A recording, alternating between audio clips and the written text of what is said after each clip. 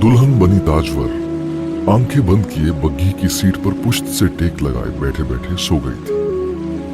उसके कदमों में बैठी उसे पंखा झलती शकूरा की नजर ताजवर के चेहरे पर जमी हुई थी। ताजवर को वो रूप आया था जो शकूरा ने किसी किसी दुल्हन पर देखा था। उसके चेहरे से शकूरा की नजर हटती तो उसके कीमती लिबास और गहनों में उलझ जाती। उसके जिस्म पर कपड़ों से ज्यादा जेवर नुमाया था। कौन सा गहना था जो उसने उस वक्त पहन नहीं रखा था? झूमर, टीके से नौलखा हार और गुलूबंद तक और फिर पंजुंगली और पाजेबों तक शकूरा की नजर उलझ उलझ जाती, भटक भटक जाती। ताजवर की नींद ने जैसे उसे एक मौका दे दिया था कि वो उसे सर से पैर तक जी भर कर देगी। वो ताजवर ही की हम उम्र थी और उनके घर में शुरू से ताजवर की खिदमतगार थी। वो खिदमतगार जिसे अब ताजवर की शादी के बाद उसके साथ ही भेज दिया गया था। शकूरा कच्चे पक्के रास्ते पर चलती और हर झटके पर हिलती बग्घी के अंदर बैठी उसे पंखा झल झल कर थक चुकी थी। ताजवर उसी के कहने पर चंद लम्हों के लिए आंखें बंद करके और सर टिका के बैठी थी, वरना उसका ख्याल था इतने झटकों में उसे नींद कहाँ आने वाली थी। मगर पता नहीं वो कैसी थकन थी कि बग्घी के इतने झटकों में भी कुछ देर के लिए ताजवर को ऊंघ आ गई थी। मगर फिर बग्घी का पहिया किसी बड़े गड्ढे में गिर कर निकला था और ताजवर भी जैसे उस झटके से गिरने लगी थी जब शकूरा ने फुर्ती से उसे संभाला था। ताजवर ने जैसे करंट खाकर आंखें खोली और अपनी नींद से भरी आंखों के साथ पहले शकूरा को और फिर उस बग्घी को देखा और फिर एकदम उसे याद आया था कि वो आज ब्याह कर अपने ससुराल जा रही थी। पीर इब्राहिम की नाजो नाम में पली बेटी पराई हो गई थी। ताजवर का दिल यकदम भर आया।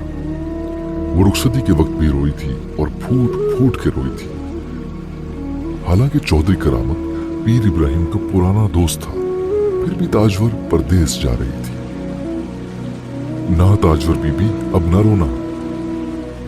शकूरा ने उसकी आंखों में उभरती नमी को देखते ही लपक कर उसे फूलों कड़ा रुमाल पकड़ाया था, जिसे ताजवर ने थाम कर अपनी आंखें उससे पूछी थी।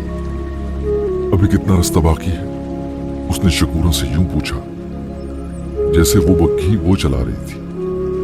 पता नहीं ताजवर बीबी, मैं देखती हूं, शकूरा ने कहकर बग्घी की खिड़की का पर्दा हटाया और खिड़की को खोलने की कोशिश की। खिड़की चंद लम्हों में ही खुल गई थी और उसके खुलते ही गर्म लू के कुछ थपेड़े अंदर आए थे।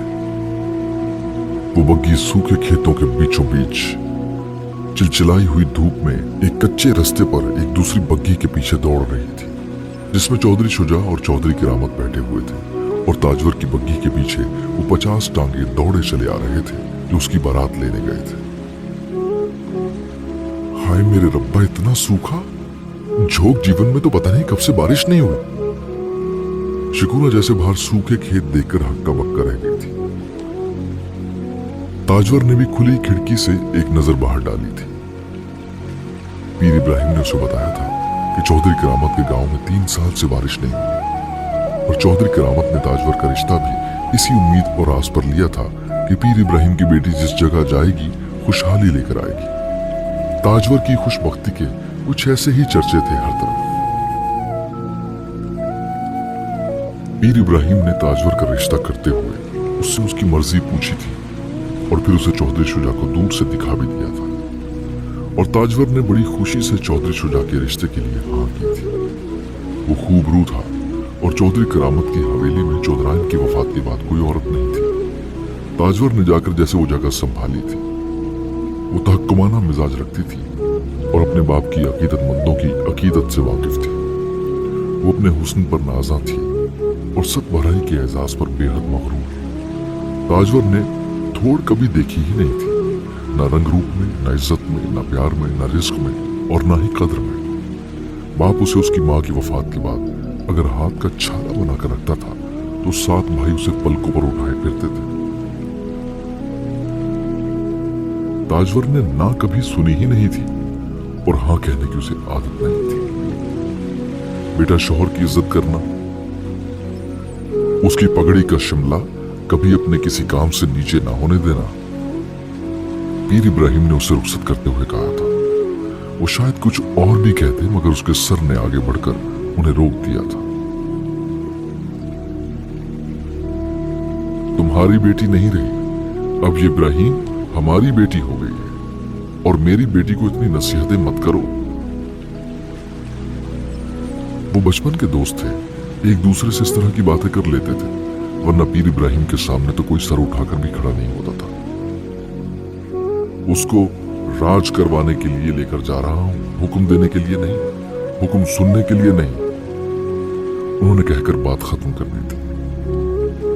पीर इब्राहिम मुस्कुरा कर रह गए थे। ताजवर का सर कुछ और उठ गया था। शकूरा एक बार फिर खिड़की से गर्दन बाहर निकालकर देखने लगी थी और इस बार उसने यकदम खुशी से जैसे कलकारी मारते हुए ताजवर से कहा, ताजवर बीबी, मैंने बदलियां देखी हैं काली इस तरफ। वो हाथ के इशारे से ताजवर को एक समत का बता रही थी। ताजवर ने बेयकीनी से उसे देखा, फिर खुद भी खिड़की से बाहर झांका। उसने सूखे खेतों के पार आसमान पर वाकई स्याह बादल उमड़ते देखे। आप आज झोंक जीवन आई हैं और आपके बरकत वाले कदमों के सदके आज अल्लाह ने झोंक जीवन की जमीन की सुन ली। शकूरा ने जैसे लहकते हुए कहा। ताजवर के चेहरे पर मुस्कुराहट थी। वो बादल सिर्फ उन दोनों ने नहीं देखे थे, अगली बग्घी में बैठे चौधरी करामत और चौधरी शुजा ने भी देखे थे, और पीछे भागते 50 तांगों में बैठी हुई बारात ने भी। पल झपटते में उन बदलियों ने आसमान घेरा था और फिर मींह बरसने लगा था। झोंक जीवन में कोई ऐसा आया था जिसके वजूद की बरकत ने आसमान से वो पानी बरसा दिया था, जिसके बरसने की दुआएं वहां के लोग 3 सालों से करते फिर रहे थे। बग्घी अब सरपट दौड़ने की बजाय उस बरसते मींह में बहुत संभल संभल कर चल रही थी और अंदर ताजवर किसी मलिका की तरह गुरूर से तन कर बैठी खुली खिड़कियों से आने वाले बारिश के पानी में भीगे ठंडे झोंकों से महसूस हो रही थी। और शकूरा हमेशा की तरह ताजवर बीबी की खुशबख्ती की करामात देखते हुए उस पर कुर्बान जा रही थी। सूखे खेत पानी को यूं पी रहे थे जैसे पता नहीं कब से पानी के लिए तरसे थे। वो कच्चा रास्ता जिस पर बग्घी भाग रही थी वो भी अभी तक तेज बारिश के बावजूद कीचड़ में तब्दील नहीं हुआ था। जमीन पानी पी रही थी और पानी पीती ही जा रही थी।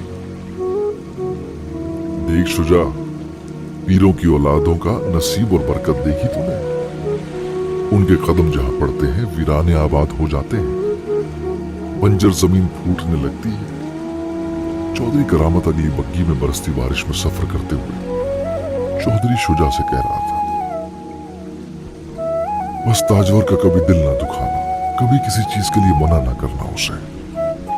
वो स्याह का सफेद करे या सफेद को स्याह करे, करने देना। वो पीर इब्राहिम की बेटी है, उसके तो फैल भाग लगे रहेंगे तुझे भी और तेरी नस्ल को भी। चौधरी करामत ने हवेली पहुंचने के रास्ते में जैसे बेटे के लिए जिंदगी गुजारने की हदबंदी करती थी। वो हवेली में मलका नहीं बादशाह ला रहा था। ताजवर बरसती बारिश में हवेली पहुंची थी और चौधरियों की बहू देखने के लिए गांव के वो सारे लोग उमड़ आए थे जो किसी न किसी वजह से बारात के साथ नहीं जा सके थे। वरना चौधरी करामत ने पूरे गांव को बेटे की बारात में मदऊ किया था।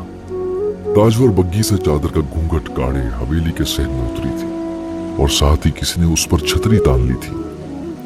किसी औरत ने उसका मुंह नहीं देखा था, न किसी को इतनी हिम्मत हुई थी कि वो आगे बढ़कर दुल्हन का मुंह देखने के लिए चादर हटाता। उसका रोब इसलिए था कि वो चौधरियों की बहू थी और धाक इसलिए बैठ गई थी कि पीरों की वो बेटी झोंक जीवन में बारिश के साथ आई थी। शकूरा किसी बॉडीगार्ड की तरह ताजवर पर तंबू जितनी लंबी रेशमी कढ़ाई वाली काली चादर डाले उसको उन औरतों से गुजारते हुए अंदर ले जा रही थी और उन्हीं औरतों के दरमियान से गुजरते हुए ताजवर ने पहली बार गामू माशकी और अल्लाह वसाई का नाम सुना था। एक औरत किसी दूसरी से कह रही थी, क्या खुशबख्त औलाद है गामू माशकी की, क्या आज दाई ने अल्लाह वसाई को पेट से होने की खबर दी और आज ही बारिश होने लगी। गामू तो मिठाइयां बांटता फिर रहा है पूरे गांव में, हालांकि अभी पहले महीने ही कौन मिठाइयां बांटता है। दूसरी औरत ने हंस के कहा था, मुझे लगता है बेटा होगा, मुझे लगता है बेटी होगी, इसीलिए बारिश रहमत बनकर आई है। ताजवर वहां से भस्म होते हुए गुजरी थी।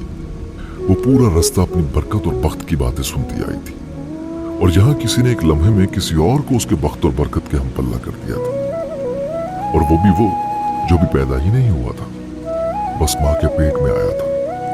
ताजवर का बस चलता तो वो उन औरतों को खड़े खड़े वहां से निकाल देती, वो भी धक्के देकर। वो उसके महल के दरबारी थे, किसी और के कसीदे कैसे पढ़ सकते थे? वो आने वाला ताजवर के दिलो दिमाग से चिपक कर बैठ गया था। झोंक जीवन में चौधरी करामत, चौधरी शुजा के बाद दामू, अल्लाह वसाई और उनका होने वाला बच्चा, वो पहले 3 लोग थे जिनसे ताजवर मुतारिफ हुई थी। वो तारुफ नहीं था, वो तीरों की तरह उसके सीने पर लगे थे। कोई अंदर ना आए, मैं आराम करूंगी। अपने कमरे में पहुंचते ही ताजवर ने शकूरा से सरगोशी में कहा था, मलिका को तखलिया चाहिए था, उस आग को बुझाने के लिए जो चंद जुमलों ने लगा दी थी।